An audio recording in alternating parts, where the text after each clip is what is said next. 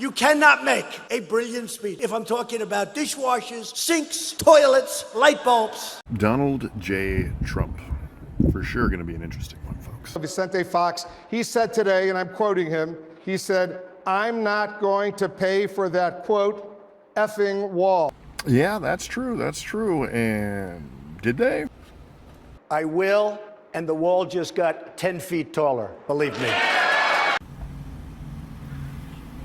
That doesn't answer the question. We have a trade deficit with Mexico of $58 billion a year, and that doesn't include all the drugs that are pouring across and destroying our country. We're going to make them pay. Well, as much as I love the idea of getting another country to pay for such a thing, we all know that that never happened.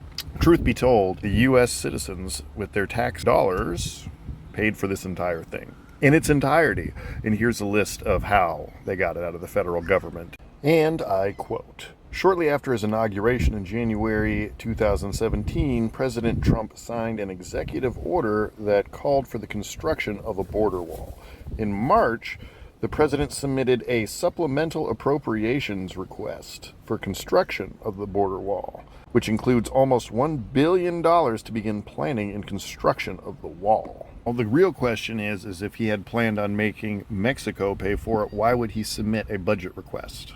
Furthermore, there wasn't a whole lot of what I would say overwhelming support for this. Yes, those who backed Trump, of course, were all about it, and even some people who didn't like Trump loved this idea.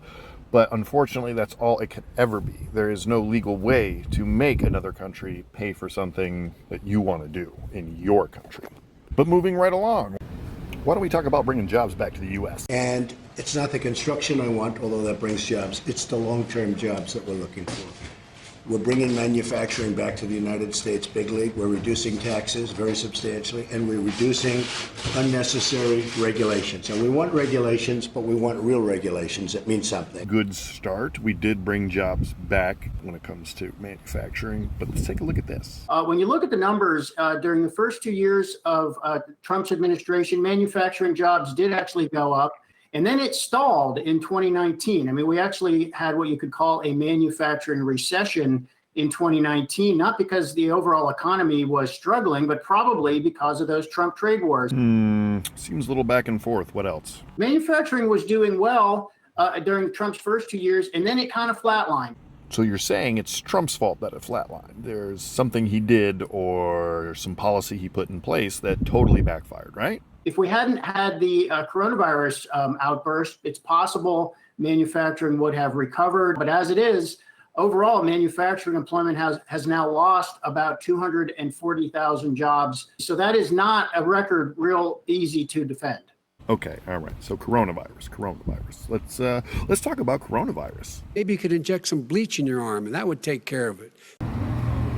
There's no way he said that, right? Right, and then I see the disinfectant where it knocks it out in a minute, 1 minute. And is there a way we can do something like that by injection inside or almost a cleaning? Because you see it gets on the lungs and it does a tremendous number of the lungs. So it'd be interesting to check that. So that you're going to have to use medical doctors with. But it sounds interesting to me. Now that is interesting. But can anybody explain what he meant? You know what the thyroid is comprised of or should be comprised of? Iodine. It's an iodine sponge. Now, if you have iodine here, every 17 minutes it goes through the filter and the iodine, you know what iodine does, right? It's disinfectant. I call it the chlorine of the swimming pool. It will disinfect your blood every 17 minutes. I want to go ahead and throw a big shout out to Kayvon Comedy for finding that clip for me. That was actually really difficult to find. Well, can we talk about the connections to Jeffrey Epstein? Today, President Trump pressed to answer questions about Epstein. He was a fixture in Palm Beach. I had a falling out with him a long time ago. I don't think I've spoken to him for 15 years. I wasn't a fan.